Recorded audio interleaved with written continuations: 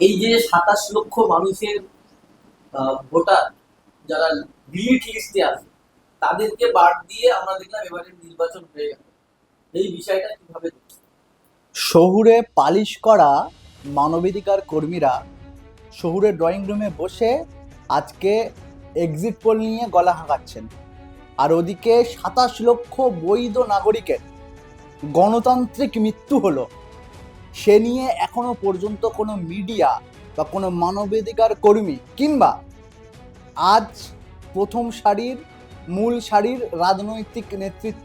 রাজনৈতিক দলের কোনো নেতৃত্ব এই যে ২৭ লক্ষ মানুষের গণতান্ত্রিক মৃত্যু নিয়ে এখনো পর্যন্ত সবাই স্পিকটি নট।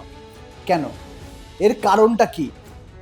আদৌ জুডিশিয়াল অফিসাররা তারা সেরফ ছলচাতুরি করে লজিক্যাল ডিসক্রিপেন্সির নাম করে আজ ২৭ লক্ষ মানুষের নাম ভোটার তালিকা থেকে বাদ দিয়ে গণতন্ত্রের উৎসব মানাচ্ছে?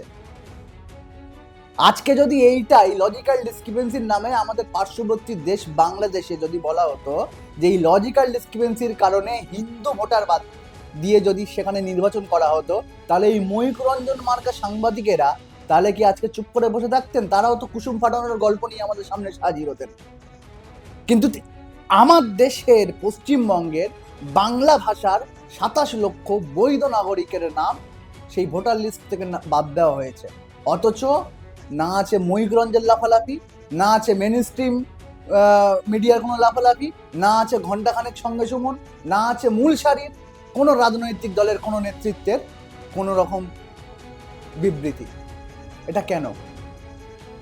এবারের নির্বাচনে, হ্যাঁ, স্বাধীনতার পরে এই প্রথম, মানে আমি আমার জ্ঞান যতটুকু বলছে এবং পূর্বপুরুষদের থেকে শোনা, বাবা দাদুদের মুখ থেকে শোনা, যে ভোট মানেই সমস্যা, ভোট মানেই ঝামেলা, ভোট মানেই দুই দলের মধ্যে বিভেদ ইত্যাদি ইত্যাদি। কিন্তু এবারের মতো যে নির্বাচন, অর্থাৎ এখানে প্রমাণ হচ্ছে যে সরকার যদি একবার মনে করে যে দেশে দাঙ্গা লাগাবো না, তাহলে দেশ দাঙ্গায় কখনো নিয়োজিত হবে না।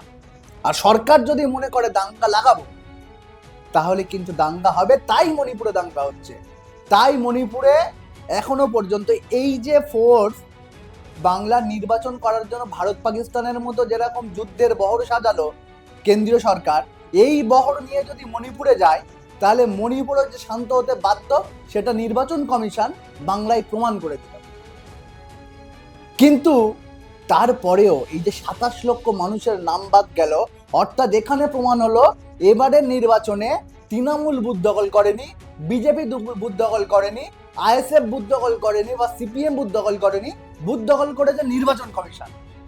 ২৭ লক্ষ বৈধ নাগরিকের নাম, তাদের মতামত, তাদের গণতান্ত্রিক অধিকার হরণ করে আজকে কিন্তু যে নির্বাচনটা হলো, সেই নির্বাচনে যদি বুথ দখল কেউ করে থাকে এবং চৌঠা মের আগে পর্যন্ত যদি খুব বিপদ না হয় এবং নির্বাচন কমিশন যদি আবার এই লজিক্যাল ডিসক্রিপেন্সির নামে কোনো ইভিএম ডিসক্রিপেন্সি ঘটিয়ে ফেলে এবং তার ফলে যদি বিজেপি সরকার আনার কোনো প্রস্তুতি নিয়ে থাকে, তাহলে কিন্তু ভুল ভাবছেন।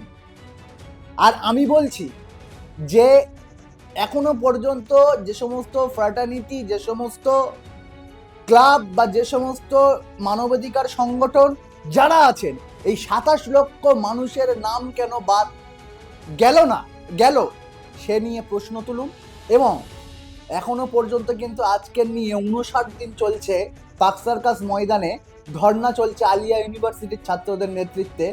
সেখানেও সেই ধর্না, সেই মঞ্চ, এসআইআর এর অবৈধ বা অপরিকল্পিত এসআইআর নিয়ে যে ধর্না চলছে, সেই ব্যাপারটাকে আপনারা সমর্থন করুন এবং আপনারা এগিয়ে আসুন এবং প্রত্যেকের এটা নিয়ে আওয়াজ তুলতে হবে। শহুরে পালিশ করা মানবাধিকার কর্মীরা শহুরে ড্রয়িং রুমে বসে আজকে এক্সিট পোল নিয়ে গলা হাঁকাচ্ছেন। আর ওদিকে ২৭ লক্ষ বৈধ নাগরিকের গণতান্ত্রিক মৃত্যু হলো, সে নিয়ে এখনো পর্যন্ত কোনো মিডিয়া বা কোনো মানবাধিকার কর্মী কিংবা আজ প্রথম সারির মূল সারির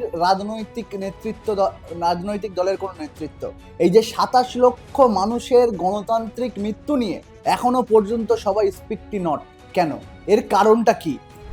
আদৌ জুডিশিয়াল অফিসাররা তারা সেরফ ছলচাতুরি করে লজিক্যাল ডিসক্রিপেন্সির নাম করে আজ 27 লক্ষ মানুষের নাম ভোটার তালিকা থেকে বাদ দিয়ে গণতন্ত্রের উৎসব মানাচ্ছে।